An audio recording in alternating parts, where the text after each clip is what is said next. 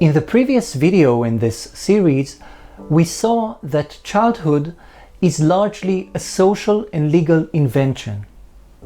In this video, we'll focus on a central legal principle that has shaped modern childhood. And that's the idea that the young people we define as children need special protection. Despite its benevolent appearance, child protection has harmed people of all ages, especially those from disempowered communities. Let's have a look at one example which concerns Palestinians in Israeli prisons.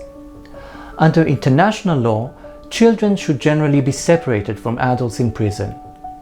In the past, Israel incarcerated most Palestinian youths and adults together. Following sustained criticism, it has increasingly separated them, and now it claims that this reform serves the interests of the younger Palestinians.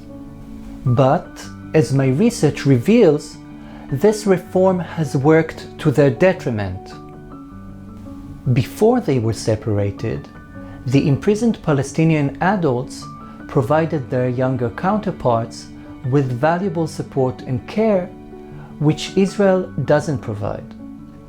In addition, now that they no longer have Palestinian adults nearby as much as they used to, these youngsters are more exposed to abuse by Israeli prison agents. So in the name of child protection, Palestinian youths have been made more vulnerable.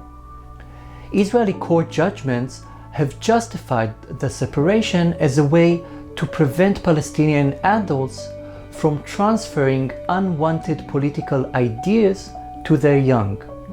In other words, this separation was aimed at creating a new Palestinian generation that would be supposedly cured of the political resistance of previous generations.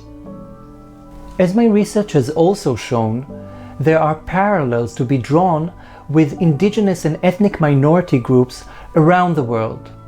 Quite a few of these groups have had their children removed to boarding schools or put up for adoption. In the United States, Canada, and Australia, proponents of the removal of indigenous children repeatedly portrayed it as a form of child protection. They presented it as rescuing children and youth from the deleterious and prejudicial influences of their degraded parents. There have been other groups whose children were similarly removed from them in various times and places. In fact, at the time this video is being recorded, China is reportedly removing Muslim children from their parents and placing them in securitized schools to prevent them from being influenced by their parents. And the problem doesn't end here. The principle of child protection can sometimes be no less harmful to the people we call adults than it is to those we call children.